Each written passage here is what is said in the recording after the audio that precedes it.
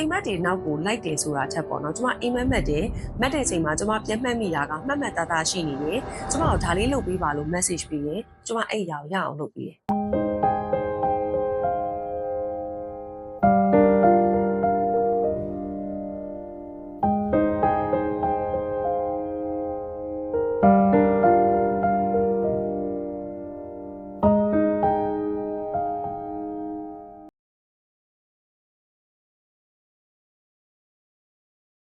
အားလုံးပဲမင်္ဂလာပါကျမ Inner Harmony ပိုင်ကိုကြီးက Life Coach and Energy Healer ကိုကြီးပဲဖြစ်ပါတယ်ကျမတို့ရဲ့ Let Me Tell You ဆိုတဲ့ season လေးကနေပြန်လည်ကြိုဆိုလိုက်ပါတယ်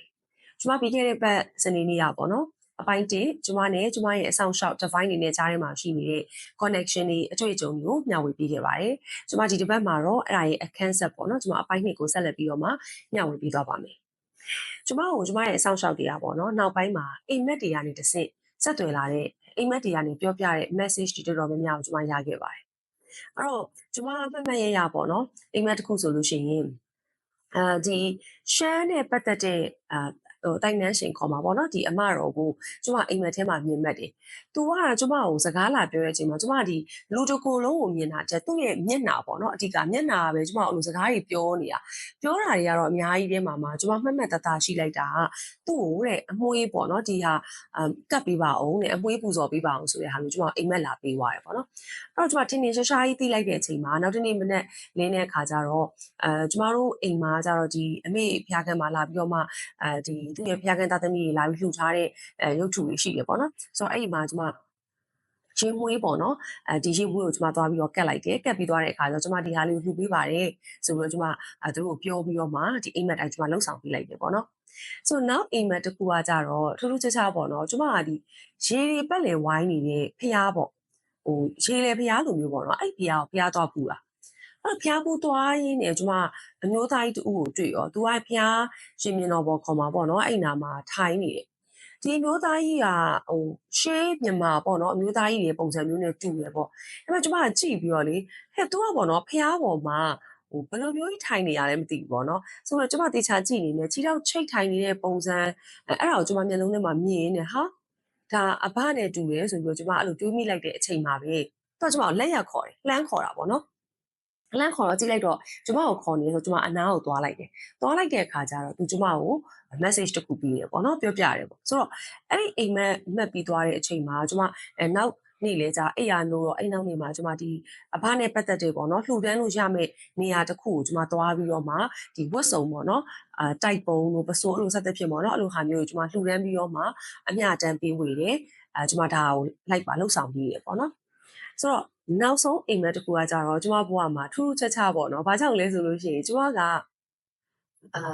ဒီ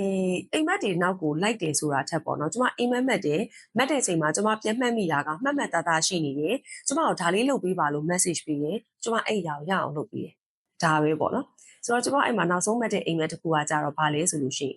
်ဒီပေါ့နော်ပုံကိုမြင်လိုက်တာနဲ့ကျမဘာလို့လဲဆိုတာကိုကျမတန်းသိရပေါ့နော်အဲ့ဟာက तू ကဖះเจ้าဝင်းလေးပေါ့ဖះเจ้าဆောင်လေးထဲမှာရှိတယ်ဖះเจ้าဆောင်ဆိုတာကျမတို့ဗုဒ္ဓဘာသာမဟုတ်ပဲねဟိန္ဒူဖះเจ้าပေါ့နော်အဲ့ဖះเจ้าလေးထဲမှာရှိနေတယ် तू ကအဲ့เจ้าဆောင်လေးထဲမှာရှိပြီးတော့မှသူကျမကိုပေးနေကျမကိုလာယူပေါ့နော်ဆိုကျမကြည့်လိုက်တော့ဘာတွေပေးနေရလဲဆိုတော့ရွှေချောင်းတွေပေးနေတာကျမတော်တော်ထူးဆန်းတာပဲပေါ့ဒါပေမဲ့ကျမကြည့်ပြီးတော့ဟေးမယူချင်ဘူးလို့ကျမပြောလိုက်တယ်အိမ်မက်ထဲမှာ तू ကထပ်ပြီးရယူပေါ့နော်ဆိုတော့ကျမမယူဘူးလို့ပြောလိုက်တယ်အဲ့နဲ့ပြီးတော့ကျမအိမ်မက်နိုးပါတော့ကတော့ဟဲထူးဆန်းလိုက်တာပေါ့နော်ဒီအိမ်မက်ကကျမကိုရွှေချောင်းနေပြီးတယ်ပေါ့နော်ဆိုပြီးတော့ကျမပြပြတာပေါ့အိမ်မှာလည်းအဲ့ဒါနဲ့ကျမရဲ့တဘာဝကကျမကဒီထီပေါ့နော်ဒီ lottery ကိုလုံးဝထိုးတဲ့ထဲမှာမပါဘူးကျမစိတ်မဝင်စားဘူးပေါ့နော်အဲ့ဒါနဲ့ကျမဒီလိုမျိုးဆိုလို့ရှိရင်တော့ထီပါကြီးထိုးရတယ်ပေါ့နော်အဲ့လိုဖြစ်တဲ့အခါကျတော့ကျမသားနာမည်နဲ့ပေါ့နော်ကျမသားထိုးတဲ့ဟာပေါ့ဆိုကျမထီထိုးလိုက်တယ်ကျမတော့မထိုးဘူးပေါ့နော်ဆိုတော့ထီထိုးလိုက်တဲ့အချိန်မှာမှတ်သားပဲဒီယူရီးယားထီပေါ့နော်ကလေးကသားလေးကထီပေါက်တယ်ပေါ့နော်ဆိုတော့အဲ့လိုမျိုးကျမကိုလာပြီးတော့ပေးတဲ့ message တွေကနေ